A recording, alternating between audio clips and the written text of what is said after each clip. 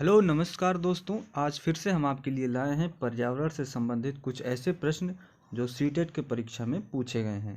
तो वीडियो को अभी से लाइक और चैनल को सब्सक्राइब कर दीजिए ताकि बीच में डिस्टर्ब ना हो। तो चलिए पहले प्रश्न पर बढ़ते हैं।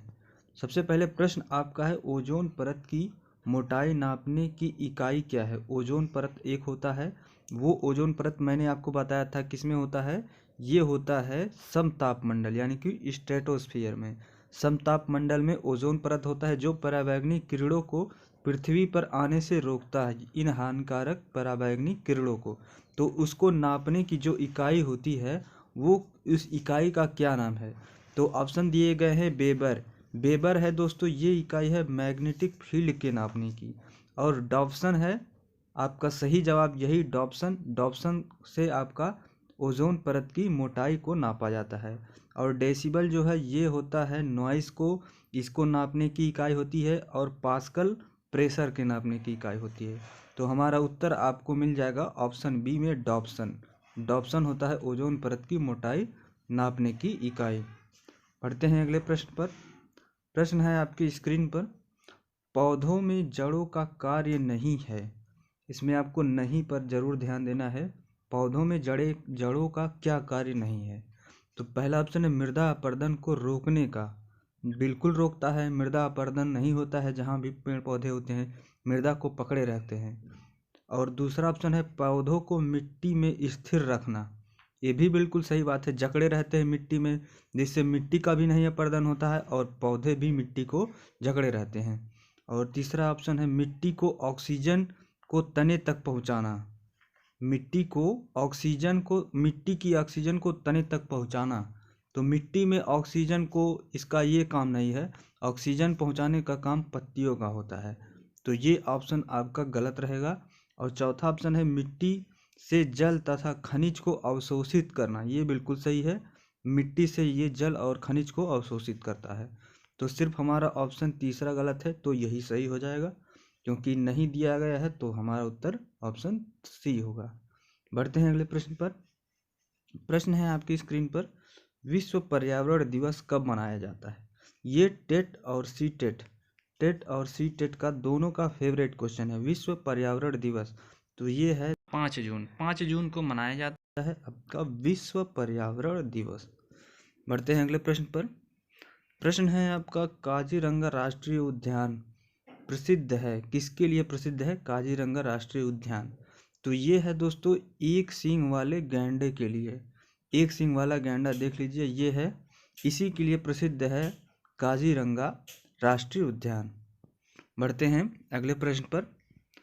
प्रश्न है आपकी स्क्रीन पर, हमारे पर्यावरण से महत्वपूर्ण घटक वृक्ष को अधिकतम हानि कैसे पहुंचाते हैं। तो वृक्ष को कैसे हानि पहुंचाएंगे आप, जो इस काम को करके जो ऑप्शन में दिया गया है, तो किससे सबसे अधिकतम हानि पहुंचेगा। तो अब से ऑप्शन है उसकी छाल को क्षतिग्रस्त करने पर हानि तो पहुंचेगी, लेकिन देखते हैं अधिकतम हानि किस में है, हमसे ये पूछा गया है। बी ऑप्शन है उसकी आधी शाखाओं को नष्ट करके। तो इससे भी हानि पहुंचेगी, आधी शाखाओं को नष्ट करेंगे लेकिन फिर से उनमें शाखाएं आ सकती हैं। और तीसरा ऑप्शन है सभी पत्तियों को नष्ट करने से। ये ऑप्शन बिल्कुल सही होगा, क्योंकि जब सभी पत्तियों को नष्ट कर देंगे तो वो अपना भोजन कैसे बनाएगा, और जब भोजन नहीं बना पाएगा तो पेड़ सूख जाएंगे, जिससे वो नष्ट हो सकते हैं। और चौथा ऑप्शन है उसकी आधी शाखाओं को नष्ट करने से।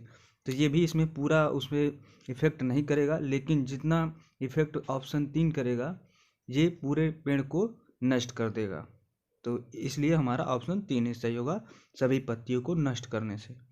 इस वीडियो में कुछ पेडागोजी के भी प्रश्न हैं पर्यावरण के, तो बिल्कुल ध्यान से देखिएगा क्योंकि मैंने बैलेंस करके ऐड किया है सारे क्वेश्चन। बढ़ते हैं अगले प्रश्न पर। प्रश्न है आपका, विद्यालय में पर्यावरण शिक्षा से आपका क्या अभिप्राय है।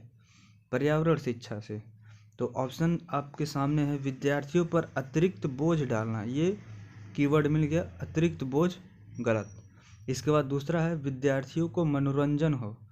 विद्यार्थियों का मनोरंजन हो, अगर कुछ ना मिले तो ये सही हो सकता है, लेकिन और भी है तो देखते हैं, केवल मनोरंजन गलत हो सकता है। लेकिन और ऑप्शन देखते हैं, पर्यावरण को दूषित होने से बचाया जा सके, ये आपका सटीक उत्तर मिल रहा है, पर्यावरण को दूषित होने से बचाया जा सके। पर्यावरण अध्ययन पढ़ाने का यही मतलब हो सकता है कि दूषित होने से बचाया जा सके। और चौथा ऑप्शन है पर्यावरण को दूषित होने से, तो ऑप्शन रिपीट हो गया है, तो यही ऑप्शन आपका सही होगा, पर्यावरण को दूषित होने से बचाया जा सके। इसके बाद बढ़ते हैं अगले प्रश्न पर। अगला प्रश्न है आपका, निम्नलिखित में से कौन सा प्राथमिक विद्यालय में पर्यावरण अध्ययन पढ़ाने का उद्देश्य निरूपित है? तो ऑप्शन है आपका पर्यावरण अध्ययन से संबंधित तकनीकी शब्दों का आकलन। शब्दों का आकलन। बढ़ते हैं अगले प्रश्न, अपने अगले ऑप्शन पर। बच्चों को तकनीकी शब्दावली और परिभाषाओं से परिचित कराना।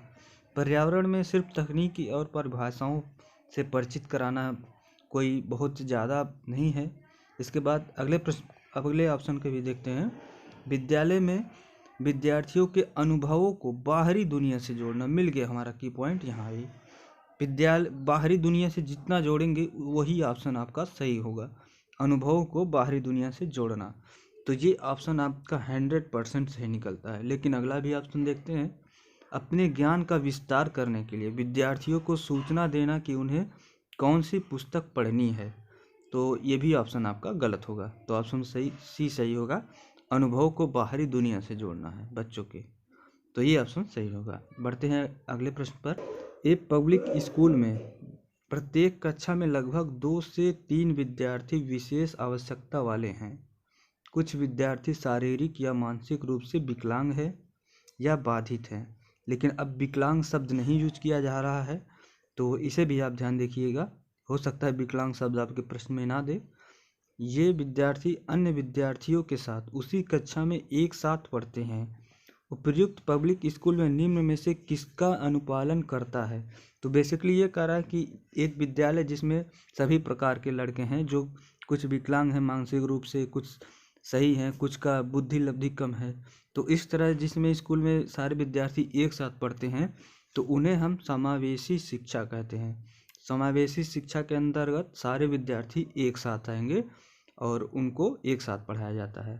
तो सतत एवं व्यापक मूल्यांकन गलत होगा, क्योंकि यहाँ पर मूल्यांकन की बात नहीं की गई है। तो बढ़ते हैं आगे। अगला प्रश्न है आपका, विद्यार्थियों में श्रम की भावना उत्पन्न करने हेतु क्या करेंगे? अगर विद्यार्थियों में श्रम की भावना उत्पन्न करना है तो आप क्या करेंगे? ऑप्शन है श्रम के महत्व पर भाषण देंगे। नेता तो नहीं बनना है आपको, मास्टर बनना है। तो अगला ऑप्शन है विद्यार्थियों के सम्मुख वास्तविक स्थिति प्रस्तुत करेंगे। ये भी पूरा सही नहीं हो सकता, लेकिन अगला ऑप्शन देखेंगे तब इस पर निर्णय लेंगे हम। स्वयं श्रम संबंधित कार्य करेंगे, ये बिल्कुल सही होगा, क्योंकि बच्चा आपसे ही सीखेगा। जो पहले आप करेंगे तो बच्चा उसे दोहराएगा, तो उससे सीख जाएगा। इसके बाद ऑप्शन 4 है विद्यार्थियों के सामने उदाहरण प्रस्तुत करेंगे। सिर्फ उदाहरण से नहीं, तो ऑप्शन 3 सटीक बैठता है, स्वयं श्रम संबंधित कार्य करेंगे। और आगे देखते हैं, आपके लिए एक होमवर्क का प्रश्न है जो गणित का है, लेकिन आपको जरूर ऑप्शन में इसका उत्तर देना है। तो प्रश्न है आपके, मोहन ने एक कार 2,50,000 में खरीदी और उसे 3,80,000 में बेच दी।